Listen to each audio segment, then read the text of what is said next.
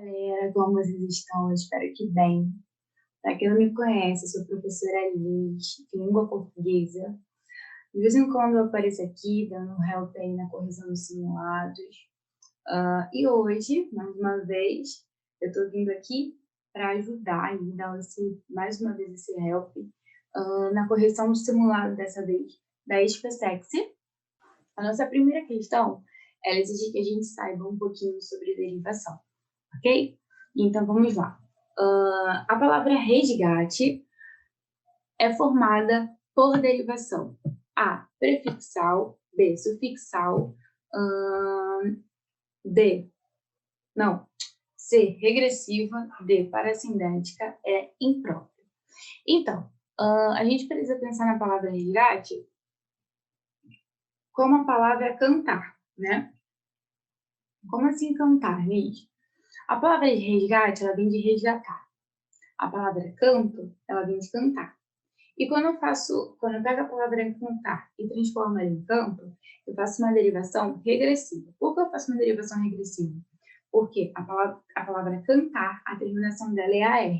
Eu retiro o AR e coloco o O de canto, ok? Então eu faço uma derivação regressiva porque eu perco uma letra aí, entendeu? Então é como se eu retrocedesse mesmo, tivesse algo retrógrado, né? Regressivo, beleza?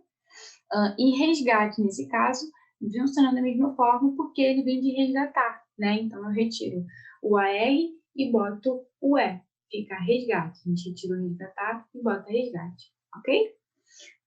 Então, a gente pode pensar que é, sim, uma derivação regressiva, como aqui, né? E aí, se rolou alguma dúvida aí para você sobre as derivações, é importante que se estude, porque as derivações, a gente sabendo como elas funcionam, ficam muito mais prático. Por exemplo, prefixal, é quando a gente deriva no início da palavra, sufixal, no final da palavra, parassindética, no início e no final, imprópria. A gente não deriva a palavra, né? Não faz modificação na palavra, mas ela muda de sentido, muda a sua classe gramatical, ok? Então, vamos lá para a próxima questão, que é a número 2. A número 2 é a mesma coisa. Ela exige que a gente saiba um pouco sobre sinônimos, antônimos, homônimos, parônimos, ok? Sinônimos, palavras iguais, palavras diferentes, mas com sentidos completamente iguais. Homônimos são palavras, na verdade, semelhantes, mas com sentidos completamente diferentes, né? Na verdade, elas são mais na entonação, né? Por exemplo, foca e foca, né? Vocês percebem que eu falo, ou então, tomei água e tomei o álcool para mim, entendeu? É aquela questão de peguei o álcool para mim e bebi água. Só usei o tomei e são sentidos diferentes, tá? Homônimos. Parônimos. Os parônimos, eles têm escrita parecida, mas sentidos completamente diferentes, tá bom? Como aprender e aprender. Aqui no momento nós estamos aprendendo. E aprender é questão de você pegar algo, né? O outro são os antônimos, né? Já falei parônimos, homônimos, e os antônimos, que são palavras contrárias, mal, bem, frio, quente, ok? Então, vamos lá. Eles querem que a gente entenda qual o sentido que esses pares trazem para a gente. Então, acidente, incidente. Percebemos que a palavra é bem semelhante, né? Escrita, mas o sentido é diferente. Então, são parônimos. Cheque e cheque. Percebe que a palavra, ela escreve ali da mesma forma, não perfeitamente da mesma forma, mas a gente pronuncia da mesma forma, cheque, cheque. Só que o sentido ele é completamente diferente. Então, eles são homônimos, né? Aqui, cheque, cheque. Vultoso e vultuoso. Bom, vultoso e vultuoso, a gente percebe que tem muita semelhança na palavra, mas são coisas completamente diferentes também. Então, são parônimos. Verão e estio. Bom, verão, tá, coisa quente, e estio é quando a gente não tem chuva. Então, eles são sinônimos, né? Então, podemos dizer aí que, respectivamente, essas palavras são parônimos, homônimos, parônimos e sinônimos. Nosso gabarito, então, é a letrinha B. B de abacaxi. Vamos lá. Número 3. Eita, deixei um gabarito aqui. Peraí, rápido. Deixa eu tirar. Esqueci desse detalhe, estava fazendo. Esqueci de tirar. Vamos lá. Pronto, nível. Indique a forma que não será utilizada para completar a frase seguinte. Maria pediu psicóloga que ajudasse resolver o problema que muito afligia, ok? Então, ele quer, na verdade, que a gente marque a única coisa que a gente não vai utilizar, a única regra que não vamos utilizar nessa frase. Então, tá bom. Maria pediu para a. Então, temos aí a contração. Preposição mais artigo definido. Logo, temos o que aqui? Um a acraseado. Ih, não foi, gente. Desculpa, eu tentei. Ops. Ninguém viu isso, ninguém viu isso. Vamos lá. Voltando. Ai, gente, vou até desistir disso aqui. Enfim, que é a craseada, porque não tá aí. Foi, pediu a psicóloga. É porque eu não sou boa nas coisas do computador, assim, na internet, tá? Me perdoe.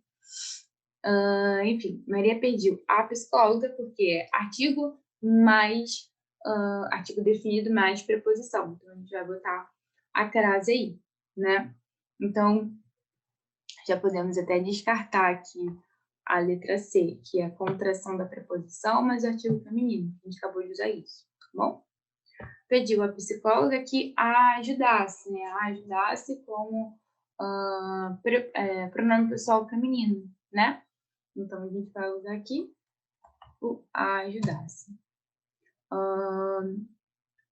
Ajudasse. Esse próximo aí a gente poderia colocar para resolver o problema, né? A resolver o problema. Então, novamente, a mais para. Então, novamente, o nosso a craseado. Que há muito. E aí, aqui, essa questão do há muito, a gente precisa estar dentro da frase e compreender que ela está falando de algo antigo, sabe? Há muito tempo, né? Tá falando de uma questão de tempo. Há muito tempo aquilo lhe afligia. Então, esse aí, ele vai ser de a, que indicando o verbo. Eita, indicando tempo, tá? Há de haver, indicando um tempo. Há muito tempo, tá bom? Há muito, a afligia, né? Problema que é muito a afligia. A gente poderia colocar ali afligia, mas pensando na regrinha que a gente está usando aqui, colocamos a afligia, ok? Belezinha? Então, aí a única regrinha então, que não usamos, porque nós usamos preposição sim, pronome pessoal feminino, sim, contração da preposição e do artigo feminino, sim, verbo haver indicando tempo, sim, tá?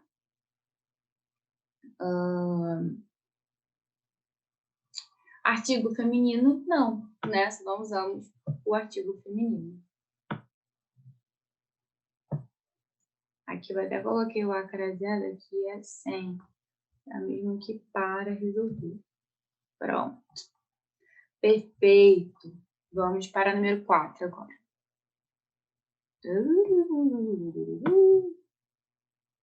Foi.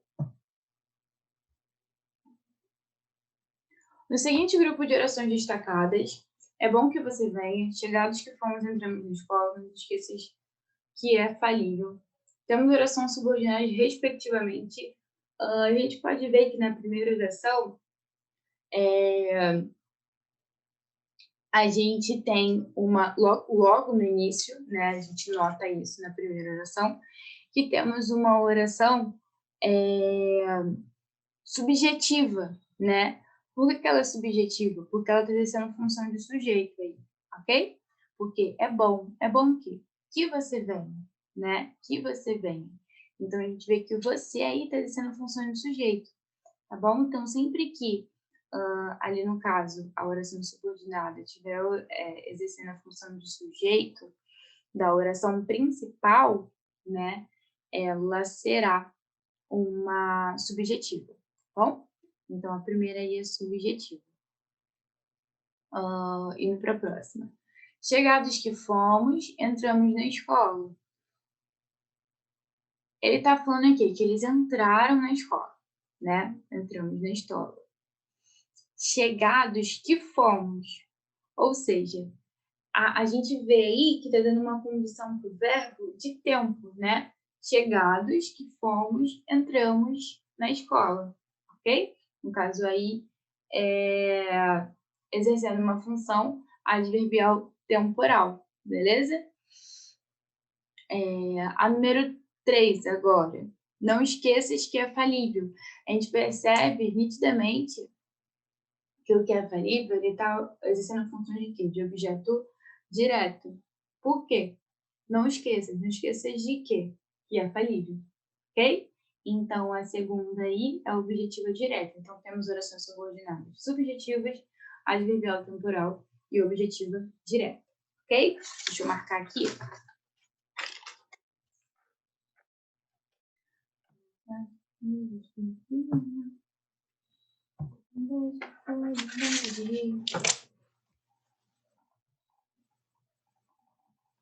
Número 5, 5. Podemos falar qualquer coisa. Estou absolutamente calmo. Os dois pontos do período acima podem ser substituídos pela conjunção. Bom, a gente precisa entender que esses dois pontos aí eles estão dando um sentido completamente explicativo. Então, a gente precisa substituir por uma função, por uma conjunção explicativa, tá? Então, pensando nisso, né, podemos falar qualquer coisa e estou absolutamente calmo? Não, portanto, também não, logo, não. Pois, sim. Podemos falar qualquer coisa, pois estou absolutamente calmo. Se tivesse um porquê, né, mas no caso aqui é pois. Então, usaremos o pois. O mais, ele vai dar sentido de contrariedade, podemos falar qualquer coisa, mas estou absolutamente calmo. A gente não pode falar nada agora porque eu estou muito calmo, entendeu? Então, o nosso gabarito aqui é a letra D de dado. Vamos para a próxima. Número 6. A única alternativa correta a respeito do período jantamos no restaurante próximo à casa, depois fomos ao cinema, é que ele é um período simples? Não. A gente percebe que existe aí duas orações, né? Ó, jantamos no restaurante próximo de casa e a outra oração, depois fomos ao cinema. Duas orações, né? 2 períodos, 2 orações, sempre. E no caso ali, 2 períodos, período composto, né? Então não é só um período, a gente descarta a letra A. Apresenta 3 orações? Não, como eu disse, são 2 períodos, 2 orações. C apresenta 2 orações? Sim, é o nosso gabarito, né? Lógico. Vou marcar aqui. Letra D. É composto por coordenação e subordinação? Não. Letra E. É composto por orações que se caracterizam todas por não possuírem sujeito determinado? Também não, né? Todos possuem sujeito ali, nós. Então é isso. Nosso gabarito é a letra C de casa. Arrasamos.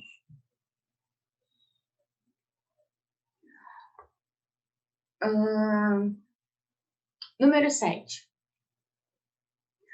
Há no período uma oração subordinada adjetiva.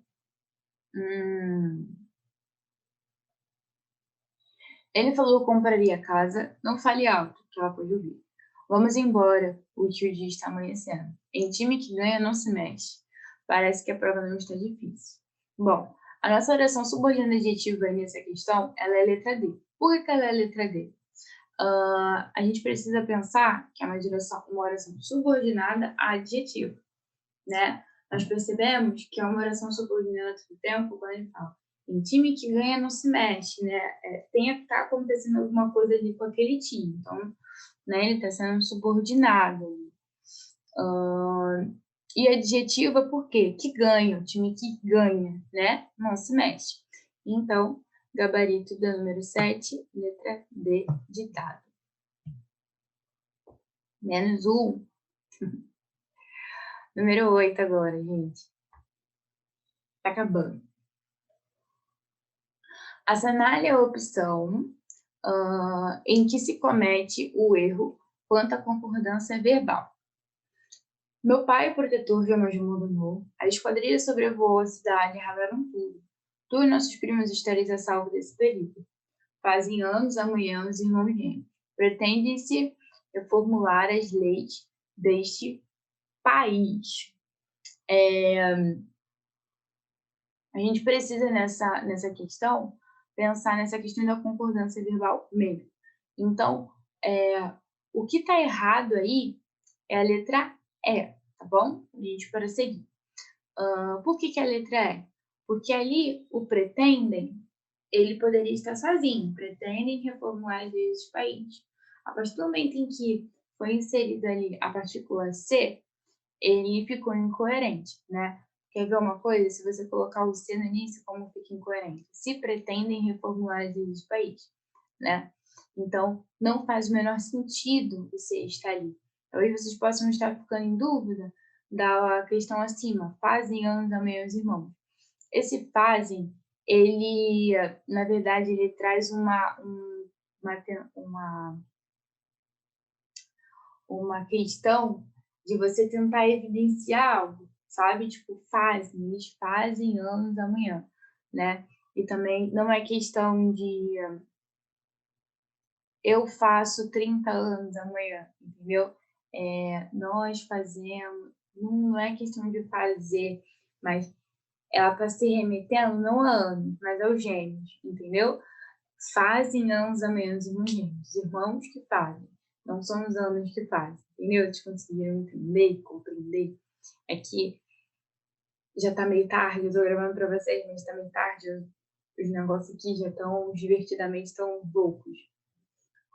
Mas enfim, talvez também role uma dúvida entre ali o estareis, mas o estareis ele tá concordando com o tu, por isso que é estareis, tá? Então nosso gabarito aí dá número 8, é letra E.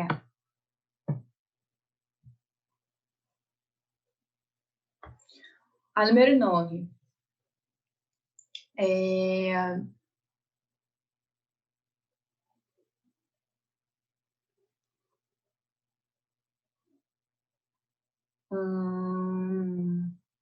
Tá, vamos lá. Não, pontinho, pontinho, meios de saber que já, pontinho, pontinho, 20 anos que não se mais veloces. Não havia o primeiro, por quê? Haver não se flexiona. Haver é verbo impessoal, tá? Eu não falo eu haver, tá bom? Então, como a gente não flexiona, permanece ali. Peraí que eu até me perdi. Aqui. Não havia, tá bom? Não havia meios de saber que já a número 9, terceira pessoa do singular, que já fazem.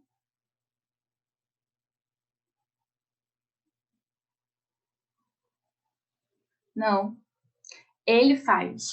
Por quê? Peraí, gente, é que deu um negócio. Mas vamos lá, pensa comigo. Vamos lá. Não havia, né? Como eu disse, o verbo haver não se flexiona. E aí, meios de saber que já, pontinho, pontinho, 20 anos que não se larará. E quando ele tá falando ali que já há 20 anos, ele tá falando já o passado, né? Então, que já faz, né, 20 anos que não se usa alguma coisa. E aí esse faz, ele tá enfatizando que é algo passado, né? Ele vai usar a terceira pessoa do singular, ok? Então, vai ser havia meios, não havia meios que já faz 20 anos que não se usam, né, mais galochas, que aí, no caso, já a gente aplica o cena de boa, porque ele está falando, usam, já está falando do presente. A gente precisa, nessas horas, prestar atenção na frase, né? Não, no início ele está falando de algo passado. Não havia meios de saber, né? Ou seja, não existia verbo, meios de saber que já faz 20 anos que não se usam mais galochas.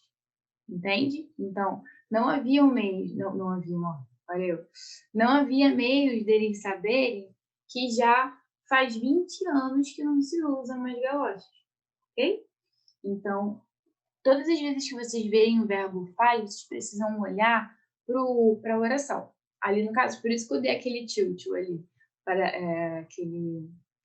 Esqueci, gente. Piripaque do Chaves, sabe? Porque eu estava conjugando de uma forma errada. Eu falei assim, não, peraí. Tá na terceira pessoa do singular. Se tá na terceira pessoa do singular, ele tá querendo falar de algo passado, ele tá querendo reafirmar ali, evidenciar algo passado, ele vai botar na terceira pessoa do singular, então você faz, ok? Então, não havia meios de saber que já faz 20 anos que não se usam mais galochas. Bom, então nosso gabarito aqui é letra B de bola. Pronto. Número 10. Assinale a única alternativa que apresenta pontuação não justificável. As questões são boas. Eu sou valente, disse o fanfarrão. B. Todos os meus amigos sabem disso, meu velho. Todos os meus amigos sabem. Disso eu estou certo. A caridade, que é a virtude cristã, agrada mais aos pobres que aos ricos. Fui lá ainda ontem e procurei. A nossa alternativa incorreta aí é a letra A, mas eu vou te explicar o porquê que ela é a letra A.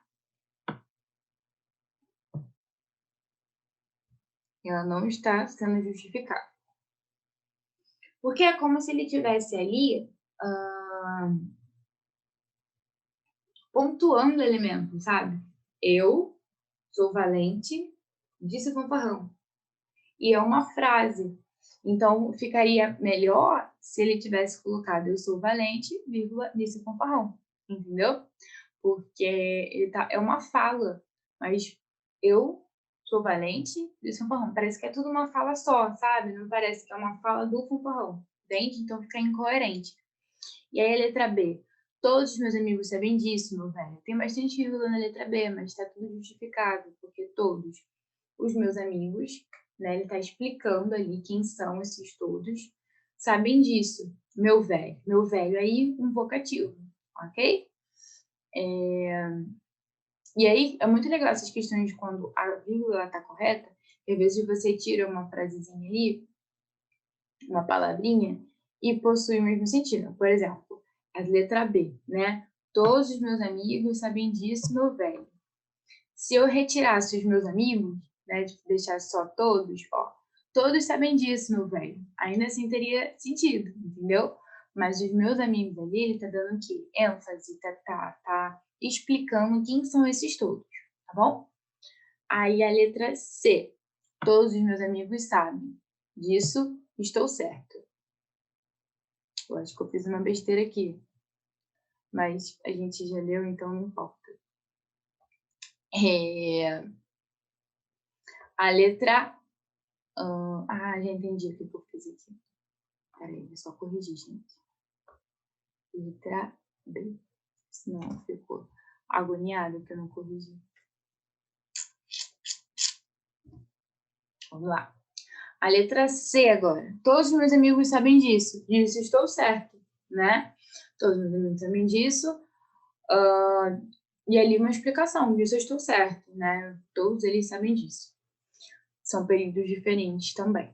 A caridade, que é uma virtude cristã, agrada mais aos pobres que ricos. Aqui da mesma forma, se eu retirasse a virtude cristã, a caridade agrada mais aos pobres que ricos. Mas percebe que essa virtude cristã, ele é um ato explicativo, ele quer explicar o que a caridade ela é uma virtude cristã, ok? Fui lá, ainda ontem procurei, mesma coisa. Fui lá e procurei, só que ele quis especificar que dia que ele foi, ainda ontem, tá bom? Então vamos lá, para número 11. Tá acabando. Finalmente, finalmente. A importância do técnico é muito grande. É ele que decide a filosofia do time. Na frase acima, a palavra que é substantivo, pronome adjetivo, partícula de realce, pronome definido, nenhuma das expressões anteriores. Bom, inicialmente, ele é uma partícula de realce, né? Quando a gente pegar essa frase, é ele que decide a filosofia do time, poderíamos trocar. É ele quem decide, né? A filosofia do time, você percebe que ele está querendo reafirmar ali quem decide a filosofia do time, né? Ele, no caso. Ele poderia muito bem ter colocado só, ele decide a filosofia do time, mas não, tipo, é ele que decide. Então, nitidamente, é uma partícula de realce, tá bom? Nada de pronome adjetivo, nada de pronome definido, apenas a partícula de realce. Legalzinho aqui. Agora, para nossa última questão, não menos importante, essa questão de literatura. O movimento romântico, cujas origens estão na Alemanha e na Inglaterra, adquiriu na literatura brasileira um reflexo extraordinário, porque as nossas letras contavam a época com artistas de talento de Machado de Assis e Raul Pompeia. Então, gente, Machado de Assis sim, mas Raul Pompeia não. Raul Pompeia é do naturalismo, tá? Então a gente descarta a letra A. Letra B. Coincidiu com um momento decisivo de definição da nossa nacionalidade e valorização do nosso passado histórico. Sim, o romantismo valorizava o homem, o índio, né? Então, teve muito disso, teve muito esse momento aí de poesias, de livros, enfim, de obras que enfatizavam essa questão do índio. Letra C. Prosperavam entre nós sentimentos nativistas elevados ao mais alto plano estético, como demonstram os planos do Uruguai para Moura. Não. Aí já é muita posição de barra, né, gente? Letra D. Nosso complexo cultural de colonizadores encontrava na prosa intimista sua expressão mais adequada e natural. Também não. Letra E. Nossos homens de letras e de ciências criaram teorias em que se demonstrava a flagrante superioridade do pensamento anglo-germânico sobre o de outros povos. Não. Letra criavam teorias, não. Viagem. O nosso gabarito, com certeza, é letra B de bola.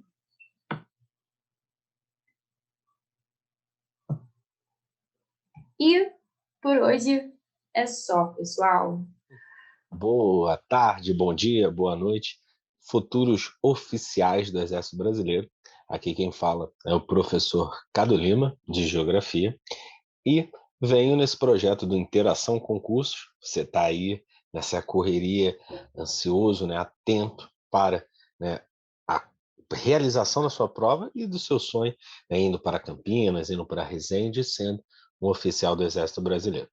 E com isso, com a proposta do Interação, né, eu venho resolver um simulado no qual vocês já fizeram, e sempre, né, muito importante você aprender com os erros, né? Então ver os detalhes aí, o que falta, né, melhorar, o que acertou e o que deve, né, aprofundar mais. Então a resolução de um simulado tem esse objetivo. Lembrando que a parte de geografia, tanto humana quanto física, foram cobradas, e a SpaceX na parte de geografia tem essa nuance, né? Cai tanto geral quanto Brasil, né? Então, desde o mundo, a características geopolíticas, econômicas, sociais, ambientais. Então, é uma prova bem dinâmica e interessante, mas um bicho de sete cabeças. Beleza? Então vamos. Então, estão visualizando prova de geografia, tabela aqui abaixo. Vou visualizando aí, fechar o drive aqui. Beleza, beleza? Vamos que vamos. Ó, prova de geografia, observa a tabela, questão de número 43, uma questão falando sobre população, demografia, né? Eu sempre acabo olhando, tem que olhar para a tela, né? E não, quer dizer, para a câmera, e não para a tela ou para ler. Na verdade, para a tela tem que olhar para ler também, né? Mas vamos que vamos. Aqui, ó, primeira questão da tabela aí, ó. Porque, na verdade, a tabela daria para ficar um pouquinho menor. Não foi falha na formatação aí, acontece só reduzir um pouquinho. Mas é bom que chama atenção, fica ali já pá, grande. Se liga. Taxa de fecundidade. Taxa de fecundidade nada mais é do que o número médio de filhos por mulher em idade reprodutiva. Sabendo que as taxas, por incrível que pareça, vai falar assim, como assim, professor? É verdade, a população está diminuindo? Mais ou menos. Não quer dizer que a população brasileira, e mundial mesmo, esteja recrudescendo, diminuindo num contexto absoluto, né, dita população absoluta, mas sim que ela está reduzindo em termos relativos, percentuais. Por exemplo, o ritmo de crescimento no Brasil, a cada ano, né, a cada década é menor. Você repara que, por exemplo, a quantidade, tem vários fatores para tal, mas a quantidade média de filhos por mulher em idade reprodutiva, na década que é a dita taxa de fecundidade, na década de 40 até a década de 70 ali, você vê cerca de 6 filhos por mulher em idade reprodutiva. Pensa aí, reflete. Hoje em dia isso é normal? Mas que bem também o que é normal, o que é normal. Vou refazer a minha pergunta. É comum, você costuma sempre estar vendo aí famílias com 6, 7 filhos? Não, é raro, seja sincero. Em geral, você vê famílias com 1, 2, 3 filhos no máximo. Isso é a média. Claro que sempre haverá expoente. Então, no sentido de redução, você observa, a gente já está em 2021, né? Mas aqui em 2010 a taxa já era cerca de 1,9 filhos por mulher em idade reprodutiva, abaixo da reposição populacional. E aí, então, a tendência é continuar caindo também, já afirmando, no Brasil você tem uma média ali, dependendo se está mais ou menos atualizado, depende do ano colocado, mas entre 1,9 a 1,8 filhos por mulher em idade reprodutiva. O que você acaba observando que há, obviamente, uma diferença muito grande entre as regiões no Brasil. Por exemplo, no Sudeste, você tem Sudeste e Sul, tem as menores taxas de fecundidade, dentre os estados com menor taxas. ah, São Paulo, menor taxa, depois Rio de Janeiro, depois Santa Catarina. São as três menores taxas, com cerca de 1,6 filhos por mulher em idade reprodutiva. Quanto Acre, Amazonas e o Maranhão têm-se as maiores taxas de fecundidade, coisa de 2,6, 2,7 filhos por mulher em idade reprodutiva.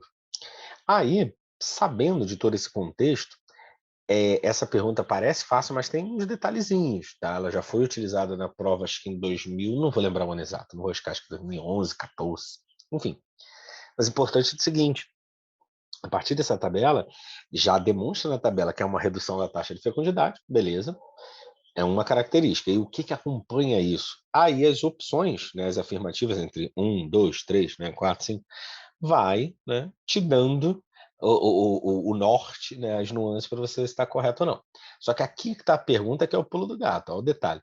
Dentre os reflexos dessa realidade, qual realidade? A redução da taxa de fecundidade. Na demografia brasileira, pode-se destacar a redução. Então, a partir dessa, parece meio confuso, mas tem que ficar atento.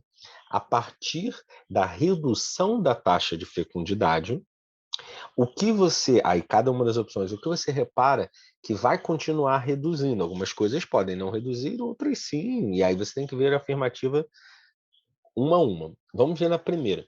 Faltou, foi de formatação, faltou o número 1 aqui, tá? Número 1.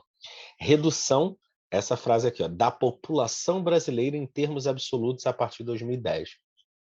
Esse é o número 1, ficou faltando o algoritmo romano aqui. Na verdade, essa está equivocada. Por quê?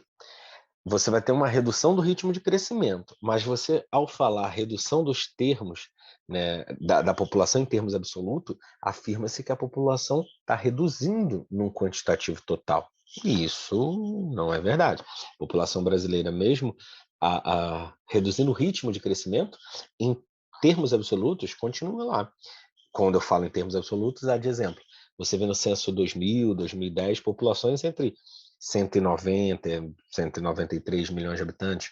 Agora você observa e já a população acima de 200, vai sair o próximo censo, né, assim esperamos, mas acima dos 210, 211 milhões de habitantes. Então, continua crescendo em termos absolutos, logo está errada a 1.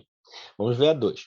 Redução. Por que está falando redução, professor? Porque está aqui na pergunta. Pode-se destacar a redução. Vamos lá. Pode-se destacar a redução da proporção de jovens no conjunto da população brasileira. Sim ou não? Sim, pode-se destacar a redução. Por quê? Se você tem uma redução da taxa de fecundidade, as pessoas estão tendo menos filhos. E por que estão tendo menos filhos? Simples. Maior participação da mulher no mercado de trabalho, eh, elevação no custo de vida, melhorias na educação, hã, métodos contraceptivos, características da urbanização, redução da agricultura familiar. Tem vários motivos para você ter uma redução da taxa de fecundidade. Agora, se você reduz a fecundidade, gradativamente você vai reduzindo o número de crianças e jovens em percentual dentro de uma população, isso é óbvio. Logo, a 2 está certa. Vamos ver se a 3 está certa. Pode-se destacar a redução, vamos ver a 3, redução da taxa de natalidade e aumento da mortalidade infantil. Então, a primeira parte está certa, realmente, reduz a taxa de fecundidade, é sinal que está reduzindo a taxa de natalidade. Tal. Agora, reduziu o aumento da mortalidade infantil. Não ocorre aumento da mortalidade infantil, tem reduzido ano a ano essa mortalidade infantil no Brasil. Então, equivocado. A 4, redução do crescimento vegetativo. Ocorre? Ocorre. Por quê? Crescimento vegetativo nada mais é do que a taxa de natalidade menos a de mortalidade. E aí você observa que claramente, se você tem uma natalidade menor, né, e aí os aspectos sociais, humanos, econômicos já têm denotado um aumento da expectativa de vida. Então, ocorre também essa redução do crescimento vegetativo. Então, ó, já temos a 2 e a 4. Vamos ver se a 5 está correta. A 5. Redução, pode-se destacar a redução das taxas de reposição populacional, que atualmente já apresentam-se abaixo de nível de reposição. Isso é verdade. O que que significa isso? Quando você fala taxa de reposição populacional, foi estipulado cerca de 2,1 filhos por mulher em idade reprodutiva, para que uma sociedade haja uma reposição orientando-se desde uma característica de natalidade e mortalidade. Então, uma boa parte do Brasil está abaixo dessa taxa de reposição populacional. Como eu disse, por exemplo, estados como São Paulo, Rio, Santa Catarina, Paraná, Rio Grande do Sul, Distrito Federal, são unidades da federação que têm cerca de 1,6, 1,8, 1,9, menos 2 filhos por mulher em idade reprodutiva. Beleza? Então, a 5 está correto. Temos, então, o gabarito, opção E. 2, 4 e 5. Beleza, beleza, beleza? Então, ó, tranquilo, entendido? Fique quanto o resumo do seguinte: é importante você lembrar sobre a população, que em termos absolutos, a população absoluta, o Brasil continua crescendo e tem uma desigualdade de ocupação pelas regiões. O Sudeste é muito mais populoso, enquanto o Centro-Oeste e o Norte, né, são bem menos populosos.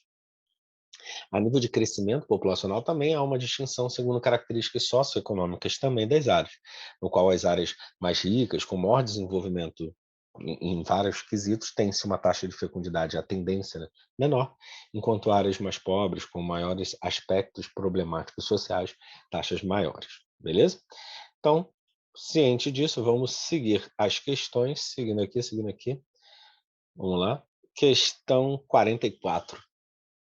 A metropolização resulta de uma intervenção humana extensa e profunda sobre a superfície da Terra, uma vez que implica alterações significativas da paisagem e da qualidade de vida da população urbana.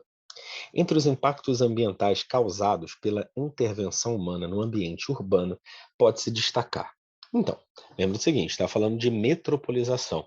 as metrópoles, o crescimento das grandes metrópoles estão associadas ao advento justamente da urbanização, da industrialização que atrai mão de obra para o setor secundário, e aí vinculado ao aumento de produtividade para o setor terciário também. Lembrando, primário, agropecuário e extrativismo, secundário, indústria, e o terciário, comércio e serviços.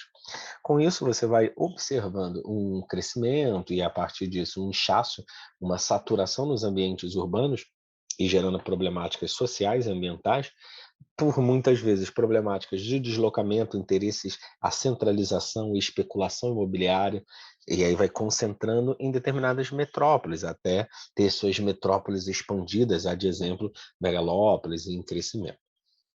Aí, perguntando sobre característica ambiental, né?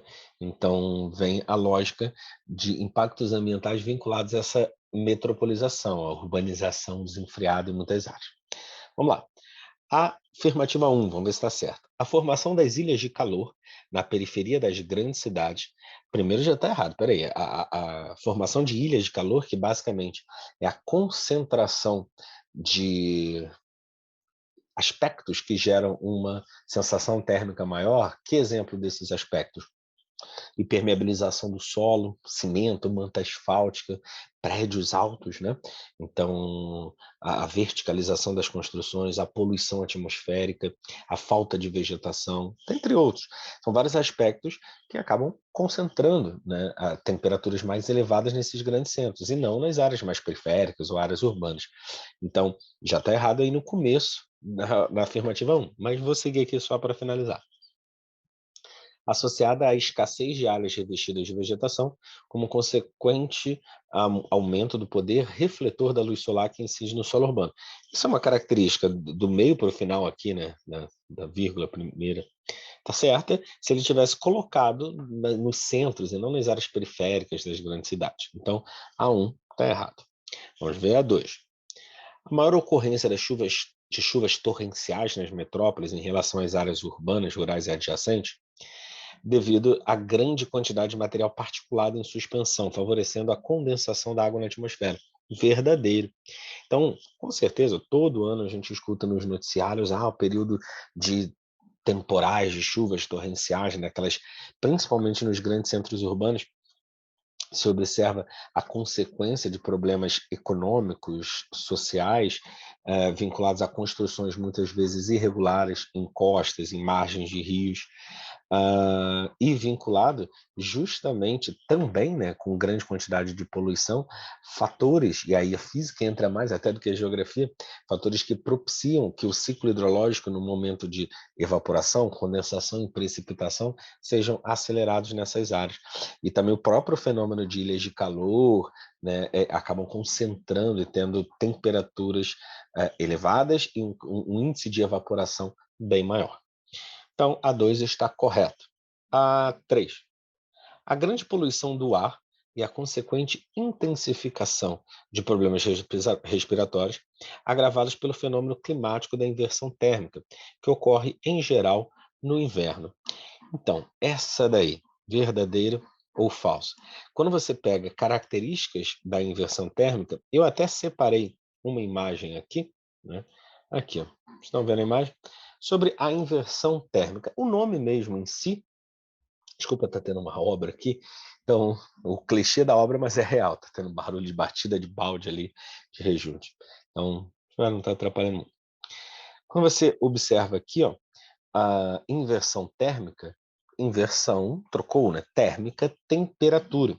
Então, a alteração dessa temperatura, porque o fluxo normal, quando você pensa nas características de disposição dos gases, o gás mais quente, ele é mais leve, ele acende, enquanto o gás mais frio, mais denso, né, ele tende a ficar nas partes mais elevadas. E aí, o que você acaba observando é o seguinte: com o fenômeno da inversão térmica, você acaba tendo, pelas características de concentração urbana, uma grande reflexão, uma manutenção e concentração de calor durante o dia nas partes mais baixas. Há momentos, principalmente no inverno, que há essa disposição no qual o ar quente acaba ficando em partes mais elevadas e o ar vai resfriando abaixo e acaba com grande quantidade de poluente não conseguindo dissipar-se. Então gera grandes problemas respiratórios também para as pessoas quando há a ocorrência desse problema, de inversão térmica. Então a relação de nevoeiros, de manutenção em camadas mais baixas é natural. O problema maior é a característica de que com grande grau, né, um grande índice de poluente, você acaba tendo esse reflexo a características humanas, né, de uma maneira geral. Beleza? Então, seguindo aqui, vamos seguir a questão, já ali com a imagem, informação da inversão térmica, vem aqui, ó. A maior ocorrência de chuvas, não, perdão, abaixo. A grande poluição do ar, então, né, a 3 está correta, né? Eu estava usando lá para explicar. Então, intensificação de problemas respiratórios agravados pelo fenômeno climático da inversão térmica, que ocorre em geral no inverno. Verdade. A 4. O aumento, então, já temos 2 e 3 corretas. A 4. O aumento do efeito estufa gerado pelo movimento do ar das zonas rurais para as zonas urbanas, elevando a temperatura na cidade. Contrário, galera. Então, a verdade, você tem um grande aquecimento nas zonas urbanas. As rurais acabam tendo consequências, muitas vezes, principalmente no ciclo hidrológico, prolongamento de secas. Então, 44, ó, 2 e 3 correta, opção C. Então, 44, Charlie. Vamos a 45. Aqui, ó. As indústrias aparecem na Amazônia sob a forma de enclaves, estabelecidos a partir de incentivos federais ou para explorar recursos minerais. Entre os enclaves industriais na Amazônia, destaca-se para a Zona Franca de Manaus. Então, enclaves são pontos espaçados, com conexões, obviamente, mas longe de estar integrado ou fazendo uma grande rede, uma teia, são mais pontos destacados, né? Eu vou já colocar uma imagem aqui ó, a partir do texto, vai observar o quanto você tem alguns pontos bem específicos dessa Zona Franca de Manaus. Aqui, entre os enclaves está o destaque para a Zona Franca de Manaus, criada em 1967, sob a supervisão da SUFRAMA, né, Superintendência da Zona Franca de Manaus. E aí, sobre essa Zona Franca, pode-se afirmar.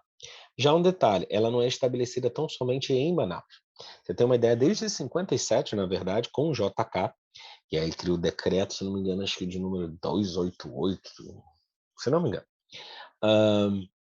Mas entra em vigor mesmo e com o desenvolvimento da superintendência já né, no período militar, na década de 60, 1967, perdão, que é um momento de crescimento de várias superintendências, não só a SUFRAMA, como a SUDAM, Superintendência de Desenvolvimento da Amazônia, a SUDENE, criada já ainda por JK no final dos anos 50, que é a Superintendência de Desenvolvimento do Nordeste. Mas o Suframa tem uma lógica industrial, né, e de que um atributo à ocupação de zonas mais inóspitas, mais de difícil acesso, mais com uma infraestrutura menor, né, para esse desenvolvimento urbano industrial. Aqui, ó, vou te mostrar uma imagem sobre justamente áreas. Aqui, ó. Estão vendo? Então, sobre os pontos. Opa. Polos produtivos da Zona Franca de Manaus.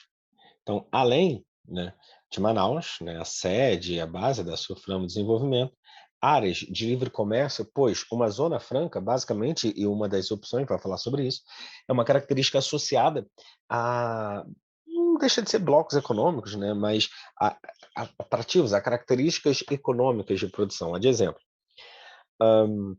quando você fala uma área de livre comércio, uma zona de livre comércio, a área com redução ou até mesmo eliminação de taxas alfandegárias, redução de impostos para produção e comercialização naquelas áreas, ou seja, medidas para incentivo à produção industrial. Então, muitas indústrias foram para a região, principalmente entre a década de 60, 70, depois houve uma queda e uma retomada nos anos recentes, e agora uma queda novamente, em competição com o mercado asiático, dentre outros, mas para instalação e produção com custos reduzidos, né, a nível de impostos, incentivos fiscais, para a comercialização no Brasil e na América do Sul.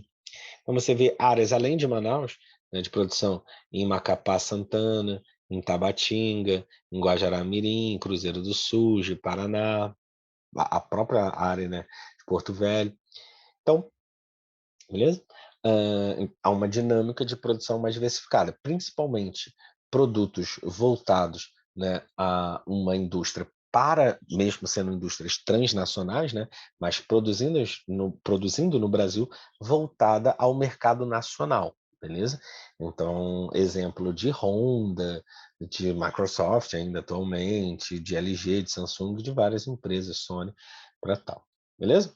Voltando aqui à questão, vamos agora à questão mesmo em si, né?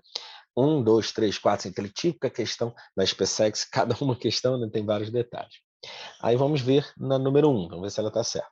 A implantação da Zona Franca constituiu numa estratégia geopolítica, cuja principal meta era reforçar o poder nacional na região, na considerada região de fronteira. Então, a relação, né, de áreas fronteiriças, a importância, né, de manutenção é super importante. Agora, será essa mantida? Vou ver opção a opção para te deixar ainda mais no tipo, vamos ficar no suspense.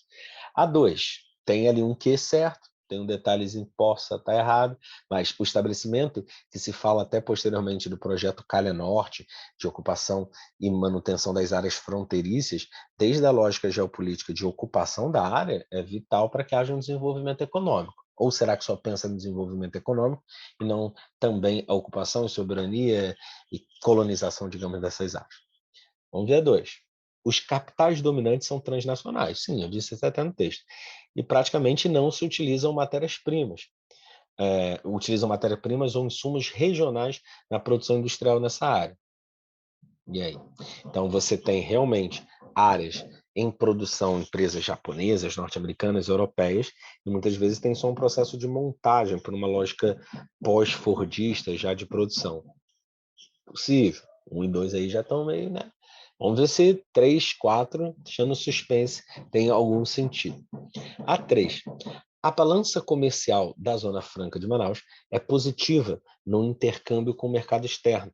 Haja vista que, com isenção de impostos sobre a exportação, suas mercadorias destinam-se prioritariamente a esse mercado. E, ó, errado. Lembra que eu falei para vocês? Então, a 3 já está eliminada. Qualquer opção que tenha 3 está fora. Lembra que eu falei que é uma produção não pensando na competição, a exportação, como foi um padrão dos tigres asiáticos? Os tigres asiáticos têm voltado ao mercado interno também, né? Mas principalmente voltado à exportação. No sentido da Zona Franca de Manaus, é voltado ao mercado interno em competição, não à exportação. Então, 3 está fora. Vamos ver a 4.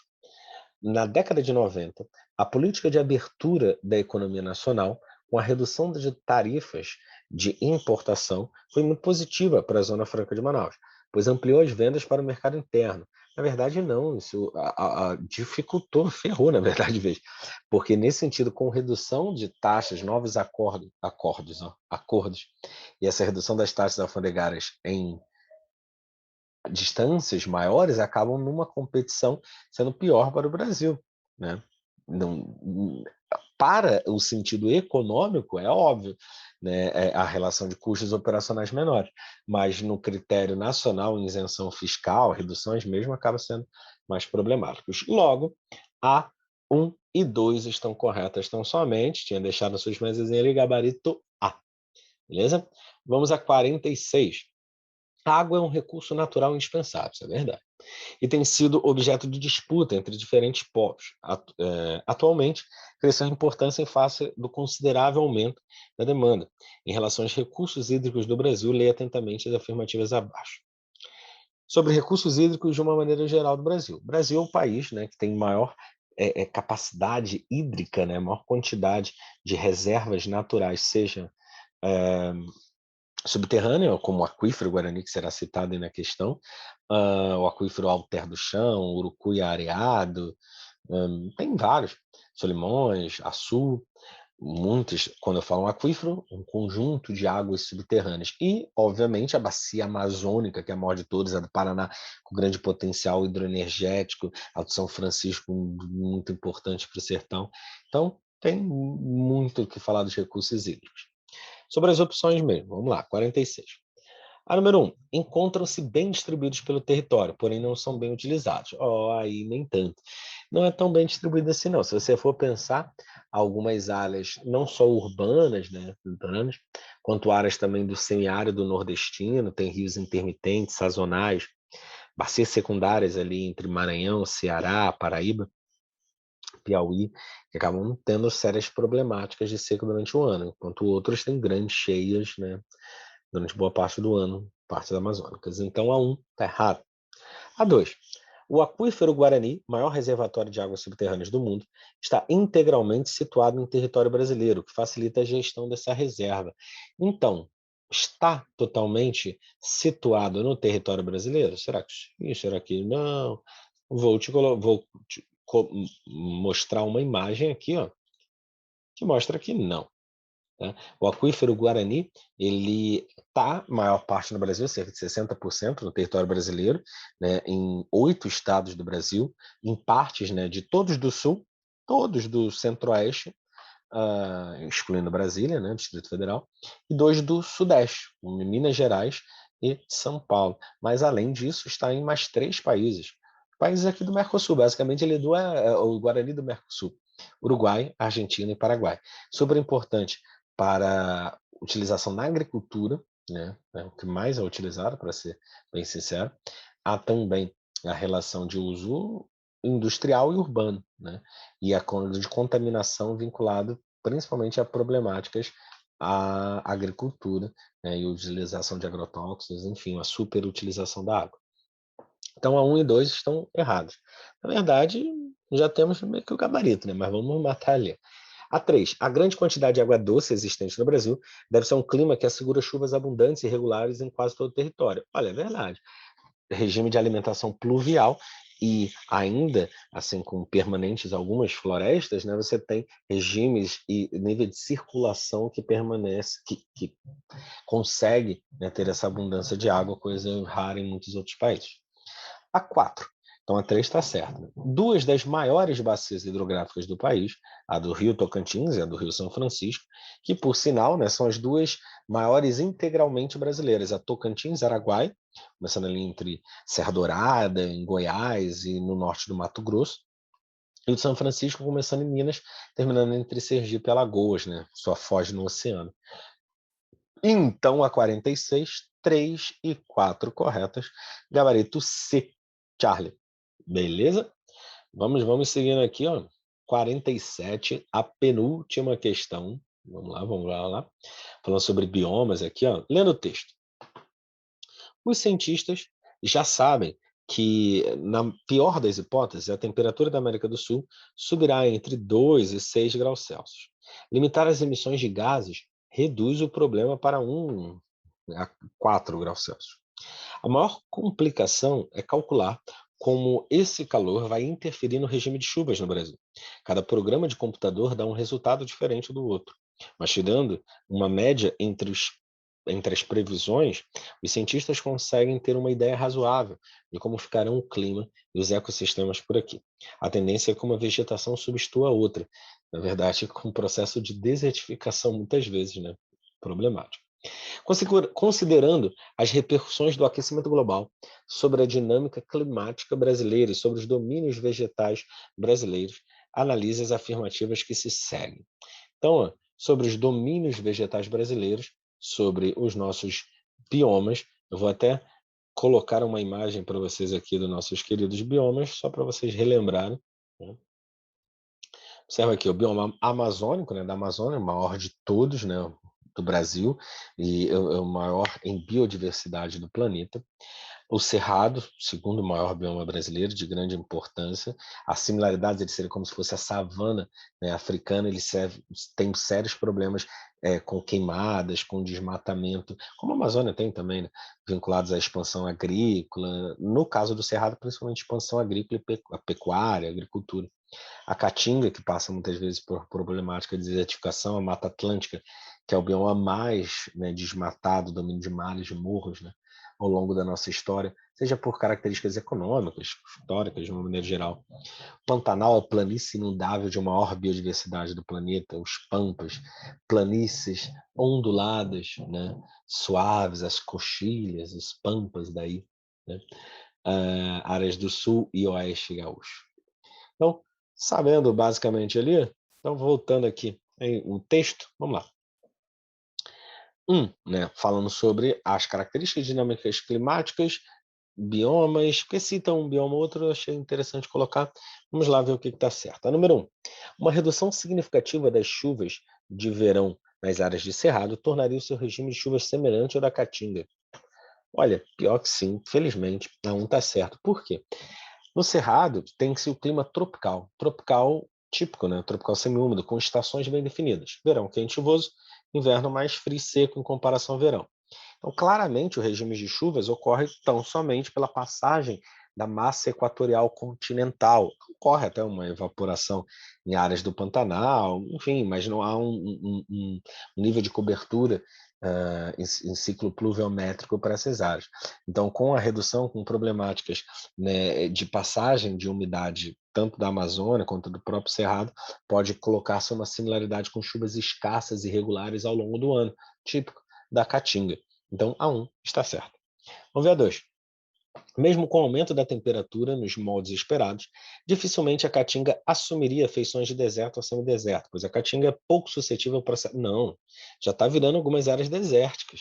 Tá? Então, baixíssima umidade, perda de vegetação, perda de biodiversidade, enfim, problemático. Há toda a característica do semiárido mesmo, já de naturalmente por barreiras orográficas, chuvas escassas e irregulares, e ainda há, sim, infelizmente, essa possibilidade. Então, a 2 está errada. A 3. Com o aquecimento, o índice de evaporação no Atlântico Sul aumentaria. E, por consequente, na região sul do Brasil, as chuvas também aumentariam, uma vez que grande parte da umidade dessa região vem da MTA, massa tropical atlântica. É verdade. Então, basicamente, as chuvas, tanto no sul quanto no sudeste, está associada diretamente à massa tropical atlântica, formada ali próxima ao Trópico de Capricórnio. E aí, com elevações de temperaturas no Atlântico Sul, haveria, e já há, né, algumas formações de ciclones extratropicais, características de um índice de chuva mais desregulado muitas vezes, e tem ocorrido. Então, a 3 está certa.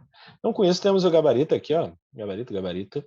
1 e 3. Opção alfa. 1 e 3. Beleza? A 4, só rapidamente, o que ela está errada? Na Amazônia, a porção que ficaria com o clima mais seco seria ocidental. Não, a oriental. Ocidental oeste é a região justamente que tem menor ocupação humana ainda e uma vegetação mais preservada. A oriental, áreas do Pará, principalmente, que tem maior desmatamento, tem uma ocupação muito maior e um índice de queimadas também maior. Beleza? Então, o gabarito dá 47, alfa, 1 e 3. Vamos à última questão, a última aí, a derradeira, 48. Leia atentamente as seguintes afirmativas sobre o território brasileiro. A número 1. Não possui formação geológica recente. Verdade, não possui. O Brasil somente dobramentos antigos. Lembra, das eras geológicas, o planeta tem cerca de 4,6 bilhões de anos, a idade chamada da Terra, e o Brasil tem sua formação geológica, né, a placa sul-americana, mas a porção centro-oriental no qual está o Brasil, já dica ali da segunda, né, uma formação geológica que data lá do pré-cambriano, do proterozoico, do arqueano, coisa de 2 e pouco bilhões de anos atrás. Formação dos escudos cristalinos, né? Então, formação geológica recente, áreas de dobramentos modernos, áreas como Cordilheira dos Andes, Himalaias, montanhas rochosas. No Brasil, não. Planaltos antigos aqui, bem sedimentados, como a Serra do Mar, a Mantiqueira. Então, a 1 está errado. A 2. Não, perdão. A 1 está certa, né? Então, não possui, é porque está lá o não possui, né? Se falasse que possui dobramentos, estaria errado. Então, não possui dobramentos modernos, somente dobramentos antigos. Dobramentos modernos, sinônimo recente, né? Então, a 1, correta para afirmativo, beleza? A 2, a posição geográfica, ocupando uma porção centro-oriental da plataforma sul-americana, explica sua relativa estabilidade geológica. Então, relativa, pois nenhuma área tem total estabilidade geológica. Há terremotos, né, tremores de terra, abalos sísmicos no Brasil também, seja abalos secundários ou por reacomodação de plataformas sedimentares, né, em áreas mais antigas. O que você observa é que não estamos como está o Chile, por exemplo, parte da Argentina, do Equador, Peru, Colômbia, Venezuela, em contato direto na placa de Nazca, placa do Pacífico, placa sul-americana, placa do Caribe, de Cocos, então fazendo com que você tenha abalos sísmicos, vulcanismos de maior intensidade. Beleza? Então, a 1 e a 2 estão corretas. Vamos ver só o erro, já sabemos que o gabarito é alfa, tá? A última questão, 48, gabarito alfa. Só ver o que está no erro da 3 e da 4. Na 3, os crátons, estruturas geológicas datadas da era pré-cambriana, predominam na maior parte da superfície do território. Então, não.